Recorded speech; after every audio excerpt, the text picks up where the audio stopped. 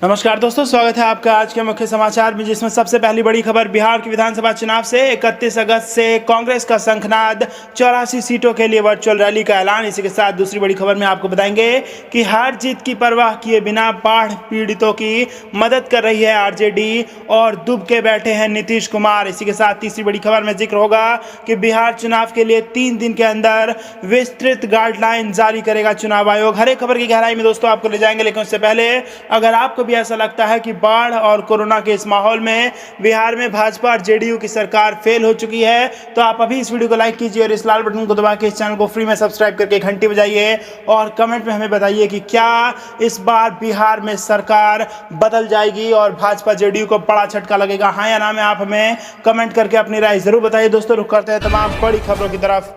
बिहार चुनाव 31 अगस्त से कांग्रेस का शंखनाद, 84 सीटों के लिए वर्चुअल रैली। जी हां दोस्तों, बिहार विधानसभा चुनाव की तैयारी करते हुए 31 अगस्त से राहुल गांधी की कांग्रेस पार्टी चुनावी शंखनाद करने जा रही है। सूत्रों की माने तो कांग्रेस पार्टी 84 विधानसभा क्षेत्रों में वर्चुअल महासम्मेलन करने जा रही है। बिहार में पार्टी के प्रभारी अजय कपूर इन रैलियों के संयोजक होंगे। गौरतलब है कि हाल ही में कांग्रेस के पूर्व अध्यक्ष राहुल गांधी ने बिहार कांग्रेस के कई बड़े नेताओं से वर्चुअल तरीके से बातचीत की थी और चुनावी तैयारियों की जानकारी ली थी। वहीं कुछ दिनों पहले कांग्रेस के बिहार चुनाव प्रभारी शक्ति सिंह गोहिल भी महागठबंधन में सीट बंटवारे को लेकर पटना पहुंचे थे। जल्द ही महागठबंधन में कांग्रेस और राजद समेत सभी दल सीटों का बंटवारा कर लेंगे। मालूम हो कि बिहार में इसी साल विधानसभा चुनाव होना है, लेकिन कोरोना काल में इसका आयोजन सोचकर भी चुनाव आयोग के पसीने छूट चुके हैं। इस वजह से चुनाव आयोग बेहद सावधानी से कदम रख रहा है। अगर चुनाव कराए जाएंगे तो काफी नियमों के साथ कराए जा सकते हैं। चुनाव आयोग इस मसले पर राज्य की पार्टियों से भी उनके विचार जानने की कोशिश कर रहा है। रुख करते हैं अगली खबर की तरफ। हार जीत की परवाह किए बिना बाढ़ पीड़ितों की मदद कर रही राजद, दुबके बैठे हैं नीतीश कुमार, तेजस्वी यादव। जी हां दोस्तों, बिहार विधानसभा में नेता प्रतिपक्ष एवं राजद नेता तेजस्वी यादव इन दिनों बाढ़ और कोरोना महामारी को लेकर बिहार सरकार पर हमलावर हैं। तेजस्वी यादव ने मंगलवार को ट्वीट के माध्यम से बताया कि वे धूप छांव की परवाह किए बिना बाढ़ पीड़ितों के बीच पहुंच रहे हैं। साथ ही तेजस्वी यादव बाढ़ पीड़ितों की हर संभव मदद भी कर रहे हैं। वहीं उनका कहना है कि वे इस दौरान विधानसभा चुनाव को लेकर हार जीत की भी चिंताएं भी नहीं कर रहे हैं। तेजस्वी यादव ने कहा कि इस समय में बिहार के 16 जिलों में करीब 85 लाख लोग बाढ़ से बुरी तरह त्रस्त हैं। इस सब के बाद भी सीएम नीतीश कुमार साए हुए हैं। वहीं उन्होंने बाढ़ राहत के नाम पर खुली लूट मची होने के आरोप भी लगाया है। वहीं तेजस्वी यादव ने कहा कि प्रशासन भी कोरोना महामारी के भय से दुबका हुआ है। तेजस्वी यादव ने अन्य ट्वीट में कहा कि बिहार की नीतीश सरकार कुंभकर्णी निंद्रा में है। लाखों बाढ़ प्रभावितों की बिहार सरकार को कोई चिंता नहीं। वहीं उन्होंने कहा कि हमारे बार बार टोकने पर महज एक दिन सीएम नीतीश कुमार रस्म अदायगी के लिए हेलीकॉप्टर से घूम आए, लेकिन सीएम नीतीश कुमार ने बाढ़ पीड़ितों के लिए जमीनी स्तर पर कुछ राहत व मदद नहीं की है। इनके जल संसाधन मंत्री संजय कुमार झा का तो कुछ पता ही नहीं है। तेजस्वी यादव ने कहा कि 6 बार से विधायक रहे श्याम रजक ने नीतीश कुमार की जन विरोधी और दलित विरोधी नीतियों के खिलाफ बगावत करते हुए सोमवार को जेडीयू पार्टी छोड़ दी। साथ ही तेजस्वी यादव ने कहा कि वे कल सामाजिक न्याय पसंद पार्टी राजद में शामिल हो गए। उन्होंने कहा कि काफी समय से नीतीश कुमार को सीएए, एनआरसी और आरक्षण विरोधी नीतियों का खुलकर विरोध कर रहे थे। रुख करते हैं अगली खबर की तरफ। बिहार चुनाव के लिए 3 दिन के अंदर विस्तृत गाइडलाइन जारी करेगा आयोग। जी हां दोस्तों, कोरोना संकट के बीच बिहार में अगले कुछ महीने के अंदर विधानसभा चुनाव होने हैं और इसके लिए राजनीतिक दलों ने अपनी तैयारी शुरू भी कर चुके हैं। इस बीच चुनाव आयोग बिहार चुनाव के लिए अगले 3 दिन के अंदर गाइडलाइन तैयार कर देगा। चुनाव आयोग ने जानकारी दी है कि विधानसभा चुनाव प्रचार को लेकर आगामी 3 दिनों में विस्तृत और व्यापक गाइडलाइन जारी कर दी जाएगी। यह चुनाव ऐसे समय हो रहा है जब देश कोरोना संकट से त्रस्त है। कोरोना संकट के बीच होने वाले आगामी चुनावों को लेकर आज चुनाव आयोग में बैठक हुई, जिसमें आयोग ने राजनीतिक दलों की ओर से भेजे गए सुझावों पर विचार किया। साथ ही राज्यों और केंद्र शासित प्रदेशों के मुख्य चुनाव अधिकारियों की ओर से भेजे गए सुझावों पर भी विचार किया गया। चुनाव आयोग ने कहा कि सभी तरह के सुझावों पर विचार करने के बाद अगले 3 दिनों के अंदर चुनाव को लेकर विस्तृत गाइडलाइन जारी कर दी जाएगी। आयोग ने चुनाव होने वाले राज्यों के चुनाव अधिकारियों को यह भी निर्देशित किया कि कोरोना संकट को देखते हुए स्थानीय परिस्थितियों के मुताबिक चुनाव के दौरान विस्तृत योजना बनाए। इस बीच अशोक लवासा ने निर्वाचन आयुक्त पद से इस्तीफा दे दिया है। उनको एशियाई विकास बैंक में नई जिम्मेदारी संभालनी है। चुनाव आयोग की बैठकों में अपने अलग विचार और ठोस तर्कों की वजह से लगातार चर्चा में बने रहने वाले निर्वाचन आयुक्त अशोक लवासा इसी महीने के आखिरी हफ्ते में एशियाई विकास बैंक में उपाध्यक्ष का पद संभालने जा रहे हैं। चुनाव आयोग से इतर अपनी राय रखने की वजह से यह भी कयास लगाए जा रहे थे कि अशोक लवासा को चुनाव आयोग से दूर किया जा सकता है। पिछले साल लोकसभा चुनाव के दौरान विपक्ष ने जब प्रधानमंत्री नरेंद्र मोदी के भाषण को लेकर चुनाव आयोग में शिकायत दर्ज कराई थी, तब आयोग में इसको लेकर काफी गहमा गहमी की स्थिति रही। शिकायत को लेकर 3 सदस्यीय आयोग में से 2 आयुक्त पीएम मोदी को क्लीन चिट दे रहे थे, लेकिन अशोक लवासा अड़े रहे। फिर फैसला बहुमत से लिया गया और पीएम मोदी को क्लीन चिट मिली। इसके अलावा कई अन्य मुद्दों पर भी लवासा का रुख सरकार के साथ नहीं रहा। रुख करते हैं अगली खबर की तरफ। अखिलेश का सीएम योगी पर जवाबी हमला, बताया आपातकाल। जी हां दोस्तों, यूपी सरकार द्वारा मंगलवार को स्थापित की गई संपत्ति क्षति दावा एजेंसी पर राजनीति गरमाने लगी है। मुख्यमंत्री योगी आदित्यनाथ ने बुधवार को विजिलेंट उत्तर प्रदेश, सुरक्षित उत्तर प्रदेश के नारे के साथ ट्वीट किया है, जबकि विपक्ष के अध्यक्ष अखिलेश यादव ने ट्रिब्यूनल के गठन को एक तरह का आपातकाल और विपक्ष को चुप करने का प्रयास बताया है। राज्य अराजकता को स्वीकार नहीं करता है। सार्वजनिक या निजी संपत्ति को नुकसान पहुंचाने वाले उपद्रवियों से वसूली सुनिश्चित की जाएगी। मीडिया रिपोर्टर्स के अनुसार सपा अध्यक्ष अखिलेश ने कहा कि हिंसा में संपत्ति की क्षति को पुनर्प्राप्त करने के लिए भाजपा सरकार द्वारा गठित एजेंसी का निर्णय अंतिम होगा और किसी भी अदालत में इसके खिलाफ कोई अपील नहीं की जा सकती है। यह प्रणाली एक आपातकाल की तरह होगी, जब ना तो दलील दी जाएगी और ना ही अपील की जाएगी और ना ही वकीलों को मान्यता दी जाएगी। दंगा क्षेत्र में हिंसा की रिपोर्ट सरकार के इशारे पर भी दर्ज की जाएगी और कथित दंगाइयों से वसूली भी की जाएगी, क्योंकि सजा भी मनमाने ढंग से ली जाएगी। उन्होंने कहा कि भाजपा सरकार तानाशाही के सभी अधिकारों को हड़पने की कोशिश कर रही है। राज्य सरकार अनियंत्रित तरीके से अपने विरोध को चुप कराने की कोशिश कर रही है। रुख करते हैं अगली खबर की तरफ। प्रियंका गांधी बोली, यूपी में यूरिया की कमी से किसान परेशान, तुरंत संज्ञान ले सरकार, कालाबाजारी पर लगाए लगाम। जी हां दोस्तों, देश में धान की खेती का मौसम है। कई जगहों पर धान की रोपाई हो गई है तो कुछ जगहों पर धान की रोपाई चल रही है। इस समय किसानों को यूरिया की जरूरत पड़ती है। उत्तर प्रदेश के कई जिलों में यूरिया की कमी से किसान जूझ रहे हैं। किसानों के इस मुद्दे को कांग्रेस महासचिव प्रियंका गांधी ने उठाया। उन्होंने योगी सरकार से अपील की है कि वह यूरिया की कमी को दूर करें। प्रियंका गांधी ने ट्वीट कर कहा, उत्तर प्रदेश में कई जगहों पर यूरिया की किल्लत के चलते किसान परेशान हैं। जगह जगह लाइनें लगी हैं और लेकिन अधिकतर सहकारी समितियों पर यूरिया समाप्त हो चुकी हैं। किसान कालाबाजारी से परेशान हैं। यूपी सरकार को तुरंत हस्तक्षेप कर यूरिया की किल्लत की समस्या का समाधान करना चाहिए। यूपी के बागपत समेत कई जिलों में यूरिया की किल्लत देखी जा रही है। बागपत में कुछ दिन पहले 610 मीट्रिक टन यूरिया आया था, जो बिक गया। अब सहकारी समितियों और ज्यादातर निजी दुकानों पर यूरिया उपलब्ध नहीं होने से किसान परेशान हैं। बागपत में 35 में से 30 सहकारी समितियों और 215 निजी दुकानों में 150 पर यूरिया उपलब्ध नहीं है। 2000 मीट्रिक टन यूरिया की जरूरत है, लेकिन 150 मीट्रिक टन उपलब्ध है। ज्यादा दिक्कत सहकारी समितियों पर है। जिले में 60% किसान सहकारी समितियों से यूरिया खरीदते हैं। यह हाल एक जिले का है, बाकी के जिलों में क्या हाल होगा इससे आप अंदाजा लगा सकते हैं। उधर कृषि निदेशक ने यूरिया तस्करी की आशंका पर यूपी हरियाणा सीमा पर निगरानी कराने का आदेश दिया है। वहीं प्रदेश सरकार ने किसानों से अपील की है कि वे अपनी जरूरतों के अनुसार ही यूरिया खरीदें। करते हैं अगली खबर की तरफ। दिग्विजय बोले, मोदी ट्रंप में अद्भुत समानता, दोनों का न लोकतंत्र न संस्थाओं में विश्वास। जी हां दोस्तों, कांग्रेस के वरिष्ठ नेता और राज्यसभा सदस्य दिग्विजय सिंह ने मोदी सरकार पर निशाना साधा है। दिग्विजय ने बुधवार को अमेरिकी राष्ट्रपति डोनाल्ड ट्रंप और प्रधानमंत्री नरेंद्र मोदी में समानता बताते हुए कहा कि दोनों नेताओं को लोकतंत्र में विश्वास नहीं है और अपने हित के लिए संस्थाओं का बर्बाद कर रहे हैं। दिग्विजय सिंह ने अपने ट्वीट में कहा, ट्रंप के शासन में अमेरिका और मोदी के शासन में भारत में अद्भुत समानता है। दोनों लोकतंत्र में विश्वास नहीं करते हैं और अपने स्वार्थ के लिए संस्थानों और लोकतंत्र को बर्बाद कर रहे हैं। मुझे पता है कि मोदी ट्रोल आर्मी क्या कहने वाली है, लेकिन मुझे परवाह नहीं है। नेशन फर्स्ट होना चाहिए। वहीं शिवराज सरकार की ओर से सरकार नौकरियों में सिर्फ राज्य के निवासियों को आरक्षण दिए जाने के ऐलान का दिग्विजय सिंह ने स्वागत किया है। दिग्विजय सिंह ने कहा कि मेरी मांग शिवराज सिंह चौहान ने स्वीकार की, इसके लिए धन्यवाद, लेकिन जब तक शासकीय आदेश नहीं निकलेगा तब तक आप पर कैसे भरोसा करें। दिग्विजय सिंह ने पूछा कि 15 साल तक किस बात का इंतजार था। हजारों मध्य प्रदेश के होनहार नौजवानों का हक आपने मारा और व्यापम के भ्रष्टाचार के लिए कौन जिम्मेदार है। आप और केवल आप। गौरतलब है कि 9 अगस्त को दिग्विजय सिंह ने एक वीडियो शेयर करके रोजगार का मुद्दा उठाया था।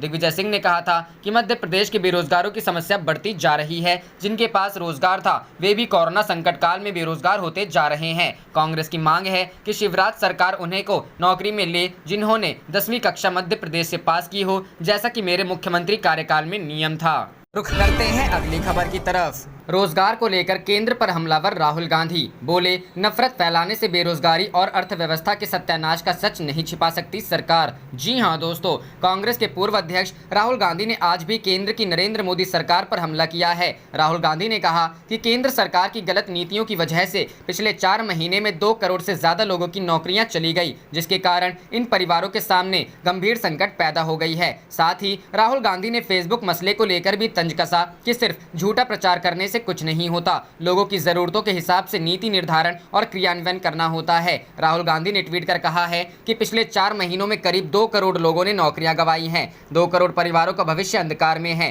फेसबुक पर झूठी खबरें और नफरत फैलाने से बेरोजगारी और अर्थव्यवस्था के सर्वनाश का सत्य देश से नहीं छुप सकता। राहुल गांधी ने अपने ट्वीट के साथ एक खबर भी अटैच की थी, जिसमें अप्रैल 2020 से अब तक 1.89 करोड़ नौकरियां जाने का दावा किया गया है। वहीं कांग्रेस संचार विभाग के प्रमुख रणदीप सिंह सुरजेवाला ने इस संबंध में विस्तृत आंकड़े दिए और कहा कि अब सच्चाई जग जाहिर है। केवल अप्रैल-जुलाई 2020 में 1 करोड़ 90 लाख नौकरी पेशा लोगों की नौकरी गई। अकेले जुलाई माह में 50 लाख नौकरियां गई। खेती और कंस्ट्रक्शन क्षेत्र में 41 लाख नौकरियां गई। कुल 14 करोड़ से अधिक नौकरियां गई। भाजपा ने देश की रोजी रोटी पर ग्रहण लगाया। आपको बता दें कि बेरोजगारी को लेकर कांग्रेस पार्टी ने रोजगार 2 नाम से एक मुहिम चलाई हुई है और हर मोर्चे पर सरकार को घेरने में लगी है। बीते दिन पार्टी महासचिव प्रियंका गांधी ने भी प्रधानमंत्री नरेंद्र मोदी पर हमला बोलते हुए कहा था कि युवा शक्ति भारत की ताकत है और इन युवाओं को रोजगार की जरूरत है। सरकार को चाहिए कि वे रोजगार नष्ट करने वाली नीतियों के विपरीत युवाओं के लिए रोजगार के ज्यादा से ज्यादा अवसर खड़े करें।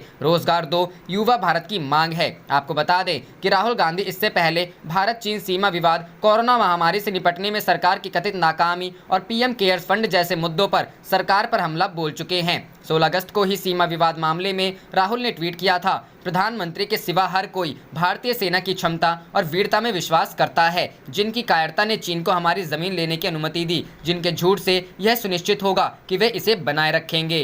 रुख करते हैं अगली खबर की तरफ। भाजपा फेसबुक के पुराने संबंधों का हो रहा है खुलासा। कांग्रेस, जी हां दोस्तों, कांग्रेस ने कहा है कि फेसबुक और भारतीय जनता पार्टी के पिछले कई सालों से घनिष्ठ संबंध हैं और फेसबुक के माध्यम से लगातार नफरत तथा घृणा फैलाने से भाजपा ने लगातार राजनीतिक लाभ अर्जित करने का प्रयास किया है। कांग्रेस प्रवक्ता पवन खेड़ा ने मंगलवार को यहां संवाददाता सम्मेलन में कहा कि भाजपा के साथ फेसबुक के कितने मधुर तथा पुराने संबंध हैं और फेसबुक किस तरह से भाजपा के लिए लॉबिंग करता है, इसका पता जुलाई 2012 के एक मेमो से चलता है, जिसमें फेसबुक की एक महिला अधिकारी ने लिखा कि सरकार के साथ उस समय एक बैठक होनी थी जिसमें तत्कालीन केंद्रीय मंत्री कपिल सिब्बल को शामिल होना था। इस बैठक में भाग लेने वाले भाजपा के सांसदों को फेसबुक की प्रमुख अधिकारी अंकित दास ने सलाह दी थी कि उन्हें मंत्री के सामने सिर्फ इतना कहना है कि मामला न्यायालय के विचाराधीन है, इसलिए इस बारे में कोई बात करना ठीक नहीं है। उन्होंने कहा कि पैरेसी पर सरकार को एक कानून बनाना था और न्यायमूर्ति शाह को इस समिति के सदस्यों द्वारा पैरेसी कानून तैयार करने के लिए काम चल रहा था। भाजपा के फेसबुक से तब भी जबरदस्त साठगांठ थी। फेसबुक ने भाजपा के लिए इतनी जबरदस्त लॉबिंग की कि उसके सहारे भाजपा सत्ता में आई। अब अनुमान लगाया जा सकता है कि जब यह पार्टी विपक्ष में रहते हुए इतनी लॉबी कर सकती है तो सत्ता में आने के बाद उसकी क्या स्थिति होगी, इसका अनुमान लगाया जा सकता है। प्रवक्ता ने कहा कि प्रधानमंत्री नरेंद्र मोदी ने 26 मार्च 2018 में पार्टी के सांसदों की बैठक में कहा कि फेसबुक में कम से कम 3 लाख लाइक एक व्यक्ति से मिलनी चाहिए। यह चुनाव में टिकट पाने के लिए यह शर्त थी कि यदि टिकट चाहिए तो आपके फेसबुक में 3 लाख से ज्यादा लाइक होने चाहिए। चुनाव संबंधी बैठक में सितंबर 2018 में गृह मंत्री अमित शाह ने सोशल मीडिया कार्यकर्ताओं को संबोधित करते हुए राजस्थान में कहा था कि वह चाहते हैं सोशल मीडिया के माध्यम से वह काम पूरा हो जाता है। भाजपा के इस तरह के कई उदाहरण भाजपा के फेसबुक से रिश्ते की मौजूद हैं। उन्होंने कहा कि चुनाव आयोग मतदाता जागृति के लिए फेसबुक के साथ गठबंधन करता है और लोगों को फेसबुक के जरिए मतदान के बारे में जागरूक करने के लिए समझौता करता है। लेकिन 1 साल बाद मार्च 2018 में तत्कालीन चुनाव आयुक्त ओपी रावत कहते हैं कि फेसबुक के साथ किए गए गठबंधन की आयोग की समीक्षा करने की बात करते हैं और कहते हैं कि इस गठबंधन से डाटा प्रभावित हो सकता है, लेकिन इसके 4 दिन बाद वही चुनाव आयुक्त कहते हैं कि गठबंधन कायम रहेगा। रुख करते हैं अगली खबर की तरफ। संविधान से मिले अधिकारों का अपमान कर रही शिवराज सरकार, लोकल्स को नौकरी देने के फैसले पर पूर्व सुप्रीम कोर्ट जज ने बोला हमला। जी हां दोस्तों, मध्य प्रदेश के मुख्यमंत्री शिवराज सिंह चौहान ने कहा है कि प्रदेश की शासकीय नौकरियां अब केवल राज्य के बच्चों को ही दी जाएंगी और इसके लिए अहम आवश्यक कानूनी प्रावधान कर रहे हैं। चौहान ने वीडियो संदेश जारी कर कहा, आज मध्य प्रदेश सरकार ने एक महत्वपूर्ण फैसला किया है। प्रदेश की शासकीय नौकरियां अब केवल राज्य के बच्चों को ही दी जाएगी। उन्होंने कहा, इसके लिए हम आवश्यक कानूनी प्रावधान कर रहे हैं। चौहान ने कहा कि मध्य प्रदेश का संसाधन राज्य के बच्चों के लिए है। शिवराज चौहान के इस फैसले पर विभिन्न क्षेत्रों से जुड़े लोग प्रतिक्रिया दे रहे हैं। सुप्रीम कोर्ट के पूर्व जज जस्टिस मार्कंडेय काटजू ने भी प्रतिक्रिया दी है। उन्होंने बुधवार 19 अगस्त 2020 को एक ट्वीट कर कहा कि धरती का लाल जन्म स्थान के आधार पर सिद्धांत भारतीय संविधान के अनुच्छेद 19(1) का उल्लंघन करता है। इसमें कहा गया है कि भारत के सभी नागरिकों को भारत के किसी भी हिस्से में निवास करने और बसने का अधिकार है। दरअसल भारतीय संविधान विशेष रूप से जन्मस्थान के आधार पर भेदभाव पर रोक लगाता है। इसी तरह संविधान का अनुच्छेद 16(2) कहता है कि राज्य के तहत किसी भी रोजगार या कार्यालय के संबंध में कोई भी नागरिक केवल धर्म, जाति, लिंग, वंश, जन्मस्थान, निवास या इनमें से किसी के लिए भी अयोग्य नहीं माना जाएगा या उससे भेदभाव नहीं किया जाएगा। रुख करते हैं अगली खबर की तरफ। जेडीयू और एलजेपी के बीच का नहीं थम रहा विवाद, फिर एक बार आमने सामने आए पार्टी नेता। जी हां दोस्तों, एनडीए घटक दल एलजेपी और जेडीयू के बीच का रार खत्म होने का नाम नहीं ले रहा। दोनों पार्टियों के बीच का विवाद बढ़ता ही जा रहा है। इसी क्रम में एक बार दोनों पार्टी के नेता मीडिया में एक दूसरे की फजीहत करते दिखे। बिहार सरकार के ऊर्जा मंत्री और जेडीयू नेता विजेंद्र यादव ने चिराग पासवान पर निशाना साधते हुए कहा, इस राज्य में ही नहीं इस देश में बड़े बड़े नेता हुए, लेकिन कहाँ उनके बेटे नेता हुए। नीचे से जो आते हैं वही नेता बनते हैं, बाप के नाम पर एक दो ही बने होंगे। उन्होंने कहा कि सत्येंद्र बाबू का बेटा हो या श्री बाबू का या कर्पूरी जी का, कोई नेता हुआ क्या। वहीं चिराग पासवान के एनडीए में होने के संबंध में उन्होंने कहा कि गठबंधन में है या नहीं, कहा नहीं जा सकता, अभी तो यह मंत्रिमंडल में भी नहीं है। बिहार बीजेपी प्रभारी भूपेंद्र यादव के बयान को पढ़िए, सब क्लियर हो जाएगा। इधर ऊर्जा मंत्री के बयान का पलटवार करते हुए एलजेपी प्रवक्ता अशरफ अंसारी ने कहा, ये कोई आश्चर्यजनक घटना नहीं है। विजेंद्र यादव जैसे बहुत बड़बोले नेता जेडीयू में पड़े हुए हैं। इन लोगों को बोलने की बीमारी है। ये लोग ये भूल जाते हैं कि नीतीश कुमार, जिनकी सरकार नरेंद्र मोदी के आशीर्वाद पर टिकी है, ये जब उनका अपमान करने से नहीं चूकते हैं तो ये किसी को कुछ भी बोल सकते हैं। अशरफ ने कहा, दिक्कत वहाँ नहीं है, दिक्कत ये है कि अगर कोई आदमी बिहारी को मारे और उन बिहारी के लिए कोई आदमी ईमानदार से कुछ बात कहता है तो वो इन लोग को चुभता है। ये लोग प्रतियोगिता में रहते हैं कि हम अपना अंक कितना नीतीश कुमार की नज़र में बढ़ा लें। ये लोग केवल अपनी चाटुकारिता दिखाने में लगे हुए हैं। ये लोग भूल जाते हैं कि नीतीश कुमार जी नरेंद्र मोदी की कृपा पर मुख्यमंत्री बने हुए हैं। रुख करते हैं अगली खबर की तरफ। सैलरीड क्लास के 50 लाख लोगों की जुलाई में गई नौकरियां, लॉकडाउन फिर लगने से बढ़ी मुश्किलें। जी हां दोस्तों, कोरोना वायरस के संकट के चलते नौकरियां जाने का सिलसिला नहीं थम रहा। जुलाई महीने में देश के कई राज्यों में नए सिरे से लॉकडाउन लागू होने की वजह से 50 लाख लोगों को अपनी नौकरियां गंवानी पड़ी है। Centre for monitoring Indian economy के डाटा के मुताबिक अब तक इस संकट के चलते 18.9 मिलियन यानी करीब 1.9 करोड़ लोगों को अपना रोजगार खोना पड़ा है। अब भी सैलरीड क्लास की नौकरियां जाना चिंता की वजह बना हुआ है।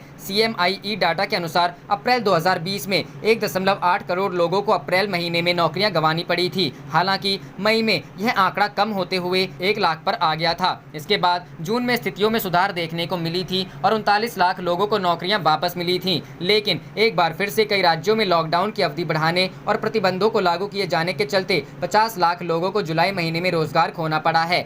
CMIE डाटा के अनुसार लॉकडाउन की शुरुआत से लेकर 31 जुलाई के बीच देश में करीब 1.9 करोड़ लोगों के रोजगार पर मार पड़ी है। जुलाई में सुधार की उम्मीद की जा रही थी, लेकिन बड़े पैमाने पर छिनने के चलते चिंता गहरी हो गई है। सैलरीड क्लास में नौकरियां जाने पर चिंता जताते हुए रिपोर्ट में कहा गया है कि इस वर्ग में नौकरियां आमतौर पर नहीं जाती हैं, लेकिन रोजगार छिनने के बाद दोबारा अवसर मिलना बेहद चुनौतीपूर्ण हो जाता है। ऐसे में इस वर्ग में नौकरियां जाना अर्थव्यवस्था के लिए बड़ी चिंता का सबब है। इससे पहले CMIE ने अप्रैल के अपने डेटा में बताया था कि कोरोना संकट के चलते 12.1 करोड़ लोगों को अपनी नौकरियां गंवानी पड़ी हैं। मई में यह आंकड़ा कम होकर 10 करोड़ पर आ गया था और इसके बाद जून में यह घटते हुए 2.9 करोड़ ही रह गया था। अब जुलाई में यह 1.1 करोड़ ही रह गया है। आंकड़ों के मुताबिक अप्रैल महीने में 30% नौकरी पेशान लोगों को अपनी नौकरियां खोनी पड़ी थी, लेकिन जुलाई में यह आंकड़ा 3% रह गया है। हालांकि अब भी यह बड़ा आंकड़ा है। लॉकडाउन खुलने के बाद इकोनॉमी में रिकवरी की उम्मीदें की जा रही हैं। ऐसे में सैलरीड क्लास को इस झटका चिंता का कारण बन रहा है। रुक करते हैं अगली खबर की तरफ। प्लेटफॉर्म टिकट की कीमत बढ़कर 50 रुपए हुआ। कांग्रेस नेता दिग्विजय सिंह ने कहा, ये हैं अच्छे दिन। जी हां दोस्तों, आपको ये जानकर हैरानी होगी कि पुणे रेलवे डिवीजन ने प्लेटफॉर्म टिकट की कीमत को बढ़ाकर 50 रुपए कर दिया है। रेलवे ने ट्वीट कर इसकी जानकारी दी है। दूसरी ओर प्लेटफॉर्म टिकट की कीमत बढ़ने से अब राजनीति भी गर्मा गई है। वहीं सोशल मीडिया में बढ़ी हुई कीमत को लेकर लोगों की तीखी प्रतिक्रिया भी सामने आ रही है। दरअसल सोशल मीडिया में प्लेटफॉर्म टिकट की रेट बढ़ने से काफी आलोचना हो रही है। इस बीच कांग्रेस नेता दिग्विजय सिंह ने भी बढ़ी हुई कीमत पर केंद्र सरकार पर हमला बोलते हुए ट्वीट किया है। उन्होंने कहा कि कांग्रेस राज में रेलवे प्लेटफॉर्म टिकट 3 रुपए का था, भाजपा के राज में 50 रुपए का हो गया है। दूसरी ओर रेलवे प्रवक्ता ने बढ़ी हुई कीमत पर सफाई देते हुए कहा, पुणे जंक्शन द्वारा प्लेटफॉर्म टिकट कीमत 50 रुपए रखने का उद्देश्य अनावश्यक रूप से स्टेशन पर आने वालों पर रोक लगाना है, जिससे सोशल डिस्टेंसिंग का पालन किया जा सके। रेलवे प्लेटफॉर्म टिकट की दरों को कोरोना महामारी के शुरुआती दिनों से ही इसी प्रकार नियंत्रित करता आया है। आप देख रहे थे आपका अपना चैनल जय हिंद जय भारत।